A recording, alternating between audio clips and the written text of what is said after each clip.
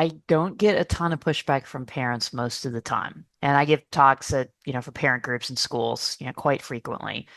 What I hear the most is, oh, but that ship has sailed. You can't put the genie back in the bottle. And I address that in the book because I think that's important to address of, hey, what if you did give your 11-year-old a smartphone? Well, take it back. Yeah, Take it right. back and give him a flip phone or give him a phone designed for kids or give him no phone at all. That's too Yeah, young.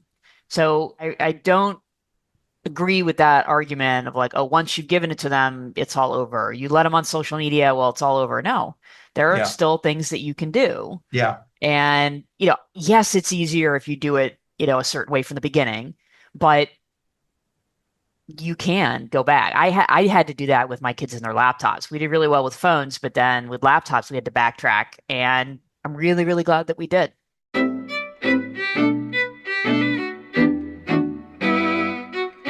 My name is Frank Schaefer, and this is In Conversation with Frank Schaefer.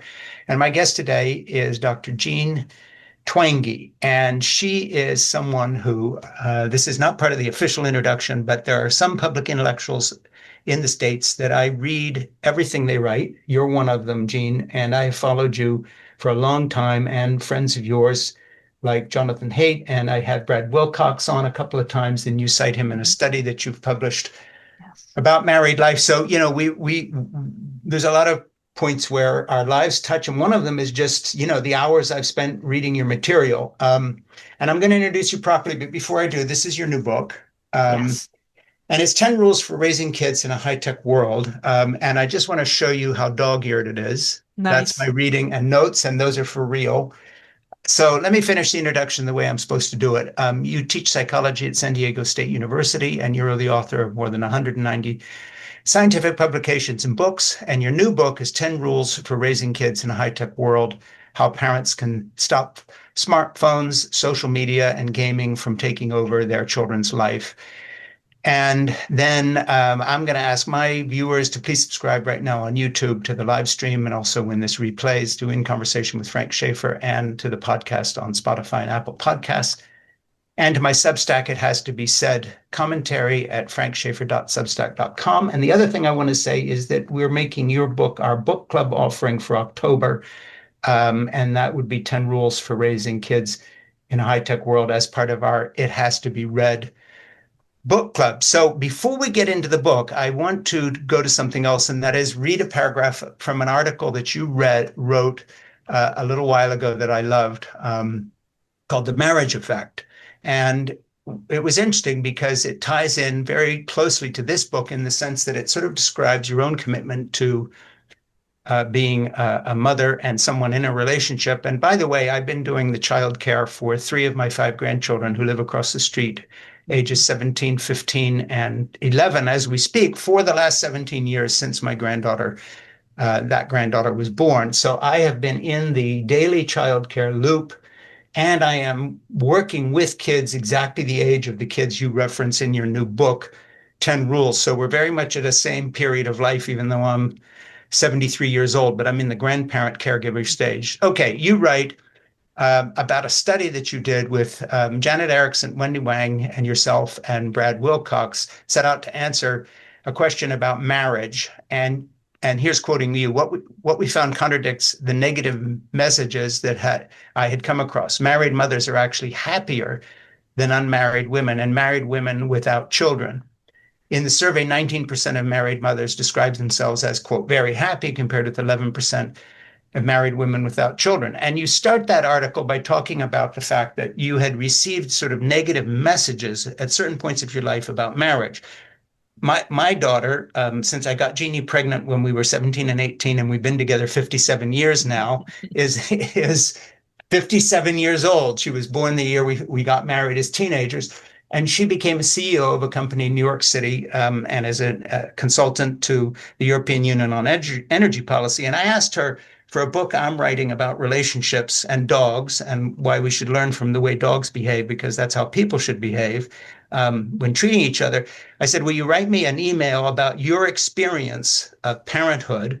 And it was like it was taken from your article, because she said, when people ask me how I became a CEO, the kind of job that women are all supposed to want. I tell them, well, luckily, I had my children young enough so that the first big experience of life I had was mothering and parenting. And I learned more from parenting than I did from any of the stuff I was supposed to learn from at NYU or places she studied. Mhm. So that's a weird introduction to your work. But the thing is, I think the credibility of your book, 10 Rules for Raising Kids in a High Tech World, is that you are part of the world of parenting first and a Mhm. social scientist second. And I hope I haven't mischaracterized you, but that's the way I read your material. Yeah, and that's what this book came out of. That, I've researched teens and kids and tech for a long time, but the impetus of this book was also being the mother of three teenagers. Yeah. And you refer to that. And just to sort of cut to the chase here, I'm going to read your rules at the beginning and then we can start talking about them. And I have a lot of places in the book that I sort of want to quote you to you. Rule one, you're in charge. Rule two, no electronic devices in the bedroom overnight. I think that's a really important one. No social media until age 16 or later. Rule four, first phones should be basic phones. Rule five, give the first smartphone with the driver's license. So I'm guessing around 16. Rule six, use parental controls. Rule seven, create no phone zones. Rule eight, give your kids real world freedom. Rule nine, beware of the laptop and the gaming console and the tablet. And rule 10, advocate for no phones during the school day. So the first question I have is not how did you come up with the rules, but talk about Jonathan Haidt and some of the other people who have done some of this work. You're part of a movement that is really questioning the tech bros' wisdom, if we want to call it that, Mhm. that has engulfed all of us in their profitable enterprise of online everything and taken most parents, including most grandparents, speaking for myself, totally unaware and by surprise. Mhm. I mean, we've all been sandbagged. Nobody saw this coming. So the first thing I want to ask you about is how you've seen the basic change that you talk about with the iGeners and all these other people of your material I've read. Just give us a brief history of going from the world I grew up in the 1950s, 60s, and Mhm. 70s to the world we're in now and why we need your book. Yeah, so I get this question a lot as a Gen Xer. So people will say, "Hey, but I'm Gen X and I watched a ton of TV and we turned out okay." Hmm. So there's that's kind of how it started. TV had big effects too. So in my previous book, Generations, I actually dug into technology as a whole and the impacts that it's had. Yeah. And there's always trade-offs. TV is a great example that, yeah, sure, it's fun, but Robert Putnam in Bowling Alone, Yeah. the conclusion that he comes to at the end of that 800 pages is of why community fell apart in the US is TV. Yeah. So it's not all good. It's not that, we got away without any scrapes and bruises from that. Yeah. So TV is also interesting because we didn't take it with us everywhere we went. Hmm. It didn't interfere with people having dinner at a restaurant uh, or with the school day. Sometimes I joke about that, and I'm not even really joking. Like, Mm. we let kids bring phones to school and have them out in the classroom. Will we have let kids, like walk in with a television? And back Yeah. in the day, of course, we wouldn't have done that. So yeah, we have mass media, we have technology, but it didn't take over childhood and adolescence Yeah. the way that smartphones and social media have. Yeah. That, I mean, and my big thing is analyzing data from these huge data sets of teens that go back to the 70s. Average TV use among teens never moved beyond about 2 hours a day. Yeah. And Yeah. now screen time, according to Common Sense Media, is 9 or 10 hours a day. Yeah. And Gallup found social media time 5 hours a day. Yeah. That's an enormous, enormous amount of time that Mm. crowds out time for things like seeing friends in person, getting enough sleep, exercising, going outside, spending time with your family without that phone interfering with it. Yeah. It's a completely different childhood. So I'll mention, one big change. So it used to be very common for teens to go out with their friends multiple Mm. evenings a week. They would drive around in cars to go to the mall or just hang out. And that's been cut in half. Yeah. And that was one of the first things I started to document that made me wonder what was going on, that there were Yeah. these huge generational shifts, particularly in teens, spending time with each other in person. Yeah, one thing that I wonder if it contributed, and I'm going to be going into the book itself for some of the quotes from you, but just talking to you person to person here in a conversational kind of way before we get into the book. It seems to me, having been a parent myself, a young parent in both Europe and then in the States, and one child, John, my son, who was our youngest child, who's now 45, got into the very beginning of computery stuff with video games. And then he joined the Marine Corps and he came out having been in combat in Afghanistan. He got very serious in that part of his life, went off to the University of Chicago and did very well there. My alma mater. Yeah. Oh, good. Okay. Well, Yeah. he loved the University of Chicago. It was great. So he came out of there um, with the kind of education that you get when you haven't been a phone kid, even though he was sort of into the video game thing. And then watching with his three kids, some of whom were more readers than others, others into the phone more. It's almost, they're doing well, thank God, and we're very involved with their lives. But the battles we had as parents have nothing to do with the world they now live in. There's a sort of a generational divide that's total. It's Yeah. not like all the wisdom I gained in being a father of three kids who are now grown and done well. Um, it applies in some ways. Be polite, say please and thank you, be respectful. But this phone thing has changed the dynamic to the point where my relationship with those grandchildren and also watching them, how they interact with their friends, it's almost as if you've gone to a foreign culture. Nothing, Yeah. everything I learned is still sort of useful, but it's not the big theme anymore. The big theme is interacting with this stuff. So in your book, of course, you talk about the extremes, the eating disorders, the self-harm, the depression. And this has not affected our family directly yet, but half the friends that they tell me about who have various difficulties are all related to what you're talking about. Mm. Yeah. Yeah, yeah. So I go over in the book, some of the extreme outcomes, but there's just the everyday. There's the everyday unhappiness and dissatisfaction and sadness that comes from things like I posted this and I didn't get any likes, or I'm never going to be able to have that perfect body that those influencers on Instagram have, or I saw all these pictures of the party that I didn't get invited to, Yeah. or the outing that my friends went on without telling me. It wasn't just something I heard about. I can actually see the pictures in real time when I'm Mm. alone in my Yeah. room at home. Yeah. One thing you write that's struck me as a parent and grandparent that's very helpful is that you're saying it doesn't mean we should give up. It is possible to protect kids from the worst aspect of today's intrusive, immersive technology. You just need a few rules, not halfway squishy rules, not, quote, let's talk to the kids about good Yeah. digital citizenship rules, not it depends rules, but concrete rules for how to stem the digital tide. All right, so the book's just come out, but you've been writing about this for a while, and so have some other people. Talk about the pushback you get from parents who don't feel they can do this, and also from the tech people themselves, and then talk about the good things that happen, as in people saying, at last someone's told us something. Because Yeah. I know you must be experiencing both. Yeah. So, I don't get a ton of pushback from parents most of the time. And I give talks at, for parent groups in schools, quite frequently. What I hear the most is, oh, but that ship has sailed. You can't put the genie back in the bottle.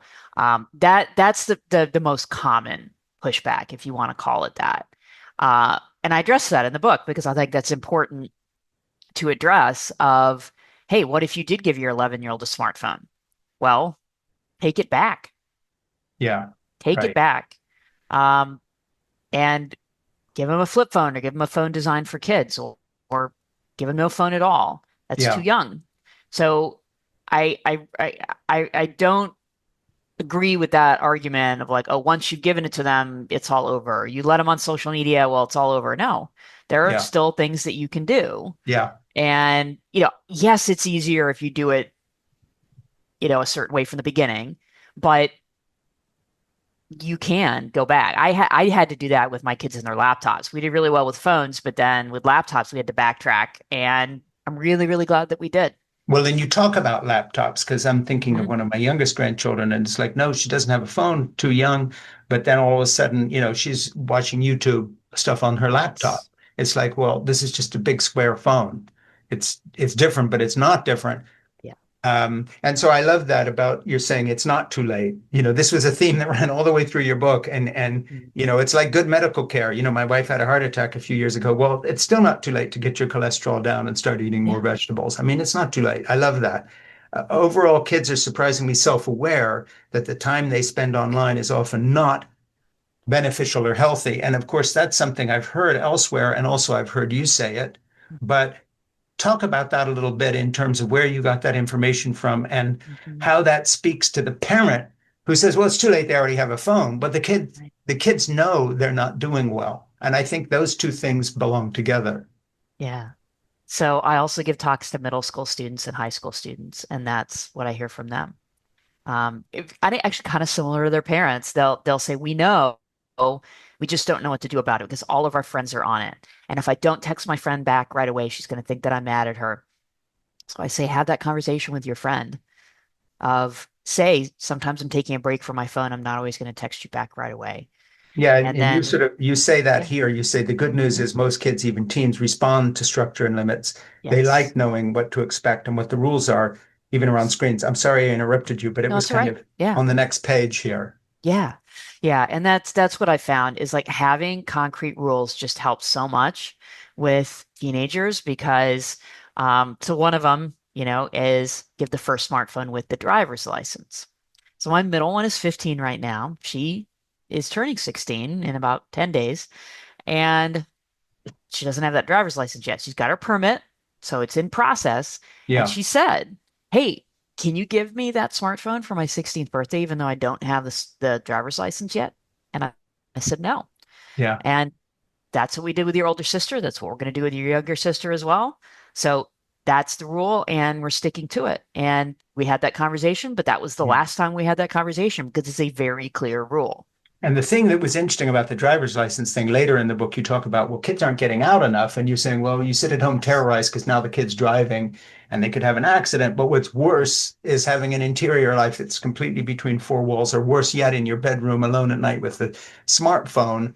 And you're saying, help them get their driver's license for one reason. It's a marker because you want them out, not as in you want an empty nest, get out of my house, you're grown up, go get a job, but you want them out experiencing the world. And I thought that was a big part of your book.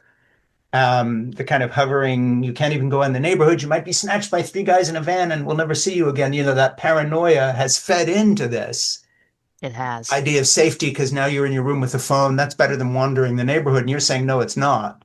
That's right. It's not. Um, so for many, many, many reasons. Plus, I mean, it's not just that we've overprotected kids in the physical world, we've also massively underprotected them in the online world. Yeah, So we have that idea that, oh, they're in their bedroom, they're safe, but very often they're not. Unknown yeah, adults can contact them. They can be radicalized online. They're exposed to a lot of this toxic content. If they're yeah. in their bedroom alone, that's literally depressing. And that's what we see over and over for the teens who are just on that screen all the time. That is Yeah. not good for mental health.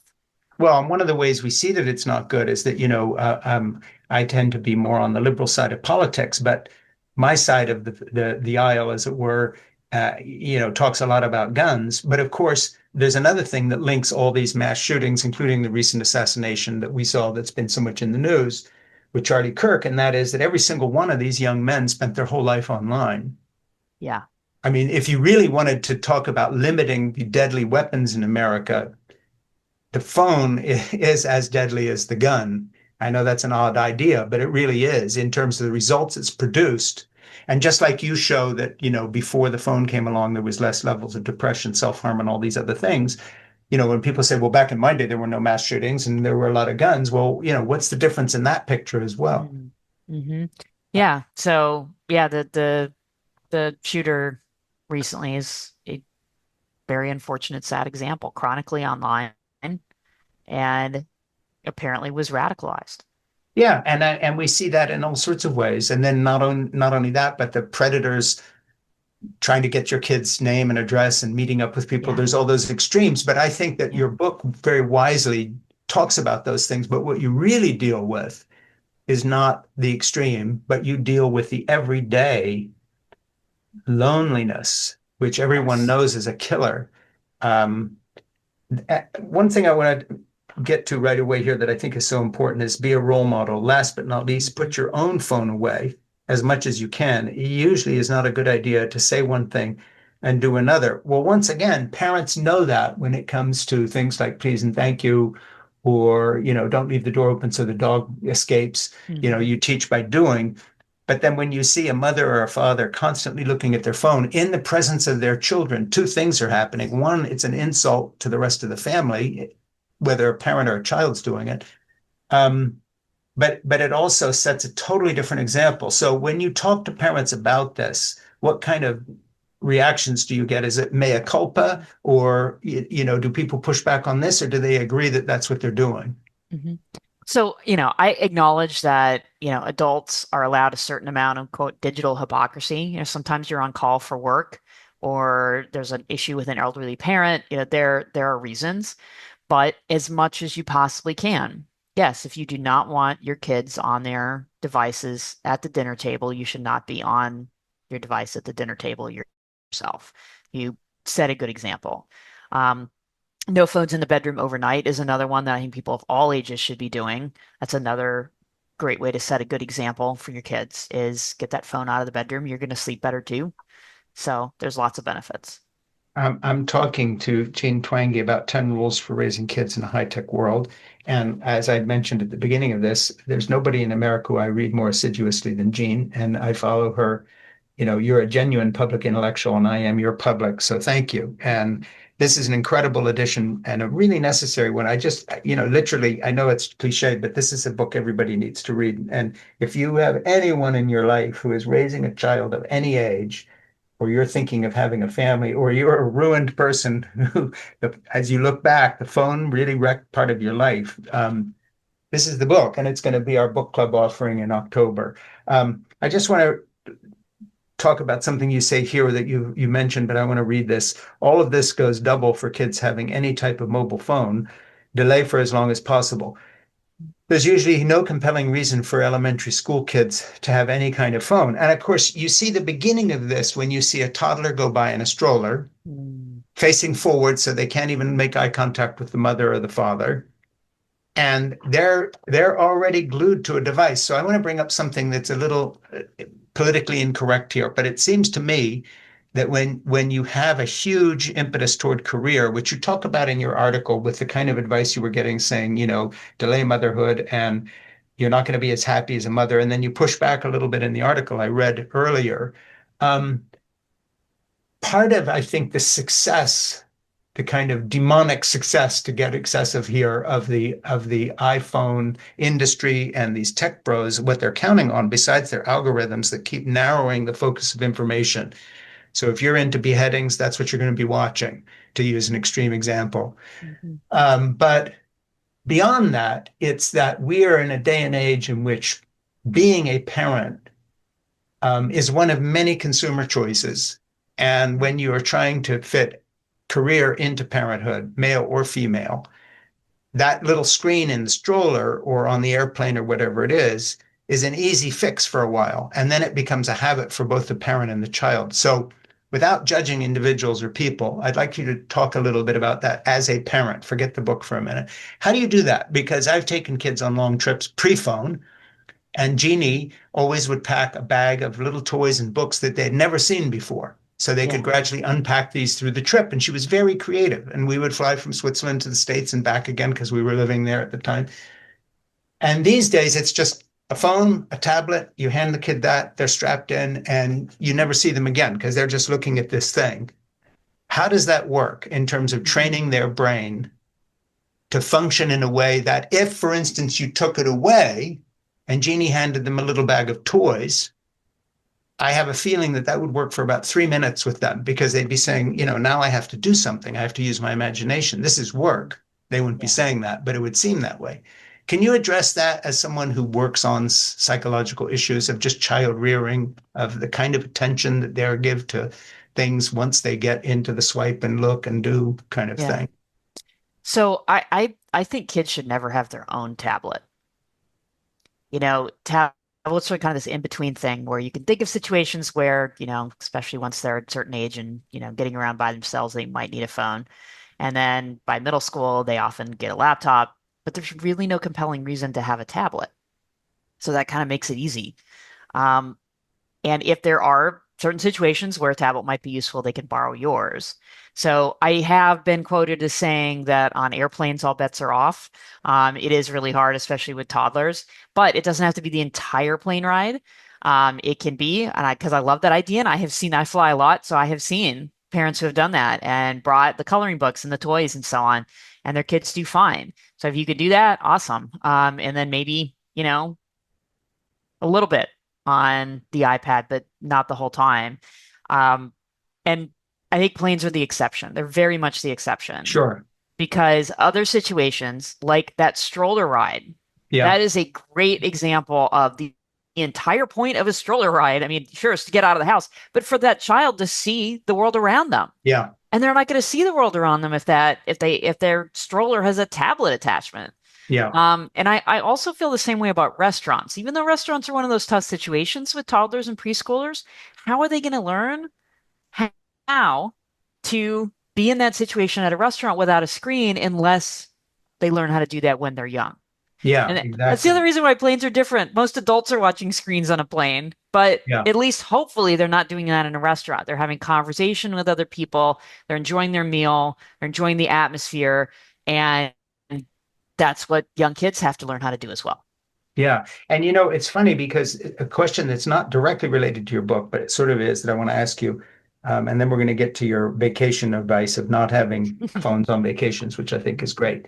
Um, how do you think this is going to play out generationally? Again, let's take who's on this show here. So I'm 73, five grandchildren, um, three kids, raised two of those three kids in Switzerland pre everything, no computer, no phone, no nothing. And then one here, then the older kids who were raised in Europe, and then also here. And then these three who were here, who were more into the phone thing. But they have a grandfather who remembers another time. So, for instance, during the COVID lockdown, I rebuilt my barn because I'm a good carpenter, and I taught my grandson carpentry. There Mhm. was no phone involved. He worked with me on some masonry projects this summer. I taught the kids cooking. Jeannie was upstairs. She's an incredible seamstress and also, cutting and designing. Okay, so their grandparents know how to do other, excuse the language, we know how to do shit because Mhm. we learned. We were out doing Yeah. in different parts of the world, but we that's what we did. Okay, then their parents are sort of in between. My youngest grandchildren's parents are pretty much phone people for work, but also kind of, uh, looking at their phone a lot, but it isn't their totality. Mhm. Now comes a generation that doesn't even not they don't only not know what that experience was. The only people in their lives are kind of like grandparents were when I was a kid talking about horses and buggies. It doesn't relate at all. So it's like knowing my grandfather who was around before, there were airplanes. Well, I Mhm. can't relate to that. Yeah. So, how do you see this playing out generationally? And I remember an article in the New York Times by some of these talking about tech executives who had their kids in a Waldorf school in Yes. Los Gatos because they didn't want Yep. their children having phones a few years ago. Yep. So, how does this play out when there's no one around who knows a different world than doing what Google tells you and what Mhm. AI tells you and and sex is just porn from 8 years on old. That's the only real sex education you've had. When I see this multiplying out, what do my grandchildren's children do? What world are they living in? How does this play out in your view? This is actually something that gives me some hope because Gen Z young adults are speaking out about these issues. And there's even some who are advocating for more regulation of technology because of the experiences that they had. And when I first started giving talks to young people on this issue is around 2018, I was really afraid that they would do kind of what you were just saying of like, Yeah, that's horse and buggy, what are you talking about? You're an old. And that is not how they reacted.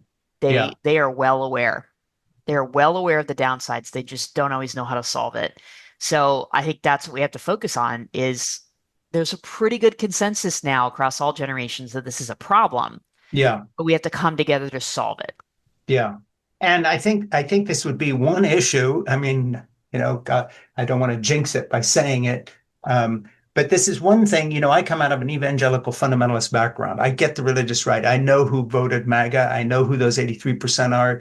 And I helped create that world because Dr. Koop and I, with my father, made a pro-life film that started the whole evangelical wing of the anti-abortion movement. And then I changed my views. But I understand that. This is one thing that the homeschool evangelical stay-at-home moms and my friend up the road who had a Trump sign in his yard, they would all agree on this. So I think Yeah, you you it's you would have a bipartisan for sure. you would have a nonpartisan cross-cultural thing. Does that translate into legislation? Are we ever going to get, the Republican right and the Democratic left sitting down and saying, okay, got a lot of disputes here, but we all agree Mhm. we're going to take Gene's book and turn it into Mhm. law. We're going to do something about this. Is there any sign that could happen? There's hope, and it is bipartisan, and it's one of the few issues that has bipartisan support. Whether it'll happen in the U.S., I don't know. I'm more hopeful. Well, Australia already passed Sure. no social media until 16, and they're going to verify age, which is fantastic. That goes into effect in Yeah. December, I believe. And then in Europe, also, I think there's more of a possibility that will happen. There's already been, France was at the forefront of this in terms of Yeah. no phones during the school day, at least up to about, grade 8 or so. And I think there's going to be more of that. And I really hope it'll happen in the U.S. as well. Just not as sure. Well, my all three of these youngest grandchildren that I take care of, they're in a no phones in school Great. and have been all through high school. So it does happen. And I hope that it becomes legislated because where's the advantage of having phones in public schools? I don't get it. Who would want that? I mean, just from the teacher's point of view, it's a I know. disaster. Yeah, and the vast majority of teachers agree with that. I think early on there was some hope they could be used for educational purposes, but that hope died pretty quickly. Well, of course, it wasn't just a hope. I remember the propaganda from the industry. They were going to come in and remake schools. They were Right. going to, you would only have a tablet in school. Um, all of these tech giants, individuals and companies, at some point were involved. Of hey, kids don't, their attention won't wander anymore. It would be like classrooms in which they're showing nothing but TV stuff back in our day or Yeah. my day. Hmm. They were going to be the big solution, weren't they? And it didn't quite work out. You've got a, Did a not. thing here, which I think is great. If you want to get Gen X and older millennials to open up online, just mention how unsupervised we were Uh-huh. growing up. Parents had literally no idea where their kids were or what they were doing. Like 90% of the time, wrote Shannon Foley Martinez. Another said, Mm-hmm. I roam farm wide from age 4 onward. Again, I think that we've traveled so far that you have to explain this to younger generations that it was perfectly normal to get on a bike and go somewhere, or you could walk over Yes. to town, or whatever. Just talk about that aspect and the kind of hunger that I feel talking to younger kids and my grandchildren's high school friends. When I talk about my exploits and they ask for these things as a story, Yes. the way I used to ask Korea war vets for their war stories, Right. and they just want to know when I used to roam around in the Swiss Alps and help tend cows or something. And to them, this is a glamorous life. You were out there, you were free, your mother didn't know where you were. Yep. Talk about that a little bit because I think that's really poignant. Yeah. Yeah. So that's the other piece of it. Real world freedom. And this can start very young. That kids are just not they're not walking to school. Teenagers are less likely to get their driver's license or to go out with their friends or to go out on dates or to have a paid job. Um, many kids have never gone into a store by themselves and bought something. They just don't have the freedom that they used to. So I have to give credit here to Lenore Skenazy, who is the head of the group Let Grow. She wrote a book called Free Range Kids after she Yeah, let her 9-year-old take the New York subway alone. And yeah, he loved it. He was begging for that freedom. Yeah. And she got labeled the worst mother in America Yeah. because there was so much pushback against this. Yeah. But she dug it after that experience, she dug into all the statistics and concluded Yeah. it's actually safer now than it was when Gen Xers were kids for Yeah. kids to be out and about. Yeah. And the resilience they get from that is amazing. Because, think about it. Your kid's going to go off to college or to the workplace. And then if they have not developed those skills of decision making independence, what's going to happen then? So Yeah. I work at a college campus. I go around to a lot of college campuses. That's what I hear everywhere I go. They say I have more and more students who can't make even simple decisions without texting their parents. Yeah. Yeah. Or getting approval somehow from their friends. Yeah, And that's the it's other quite aspect. distressing. Yeah, Yeah. I was sent to boarding school when I was 10 in the UK. And the first time my mother went with me to see the school. After that, from then on, I would fly from Geneva, Switzerland to London's Heathrow and catch the cab to Victoria Station and take the train to Haywards Heath Station and Wow. take the bus to Linfield Yeah. alone. And everybody was. And so there'd be other kids who were meeting in various places, but Mhm. no one was saying, you're neglected children because your parents expect you to be able to buy a ticket, make the correct change, and find a cab. I mean, this was, Yeah. even traveling alone was not a big deal. Yeah. Yeah. And we need to come back to that. And my oldest did that. She loved that. Even my middle one, who's very introverted and cautious, Yeah, she flew alone and it was a great experience for her. Just being able to do that and the confidence that she gained from doing yeah. that, it was fantastic. Yeah, and I think the same happens even when you're doing little activities like I taught these youngest three to ski up here in New Hampshire. And, Mhm. from the time they were about 7, 8 old, I'd say, okay, I'm going to wait at the bottom or go have a cup of coffee. Guys ski for a while. They could ski by then and come find me when you're done. Take a few runs by yourself. And Absolutely. you would see parents who would follow their children as if they were a bomb about to go off and just stay hovering behind them. What's Yeah. okay, you can get hurt skiing. That's a different issue. But what's going to happen on that they're not going to be snatched by aliens from the ski slope. And Yeah. where do you think that mentality comes from? If I can just quiz you as a social scientist and a parent, Yeah. what happened to us? Why are we all so afraid to let our kids do anything? And why does everybody need permission from their parents or text them how to change a light bulb? Right. Yeah. It's like a kind of mass delusion in some ways. And I think it started with media coverage. Yeah, If it bleeds, it leads. If a kid got snatched, it leads. And it made it look much more common. It started to shift the social norm. yeah, And then it went from there. And then even parents who wanted to give their kids freedom were afraid to do so, or yeah, even afraid to talk about it. yeah. And it just snowballed. And I think that tide also is starting to turn. Hmm. And, more states are passing reasonable childhood independence laws. So that's wonderful. I think there is progress. Yeah, one of the things that I've quoted you a lot on in work I've done to other people, but also in some things I've written, and I've been writing a book that'll be out sometime fairly soon about long marriages and children and behavior and dogs, called The Gospel of Zip, that should be out. But I have long passages from you that I footnote and quote and put you in my bibliography and everything else on something that is very related to everything we're talking about. And I guess if you wouldn't mind talking about that a little bit, and that is the work you've done on the trouble that these generations, these iPhone generations, have sustaining relationships, forming them, sustaining them. And of course, you even go into the statistics of less sex and why I'm too young to have a relationship, even in college. I fell in love when I was a high school age and stayed in love with the same woman, which is a story you don't hear too much these days. But okay, so that was us. But I'm shocked that, the idea of high school, okay, you're too young to fall in love. You have this big important thing to do called get into college. Now you're in college, you have this big important thing called career. Hmm.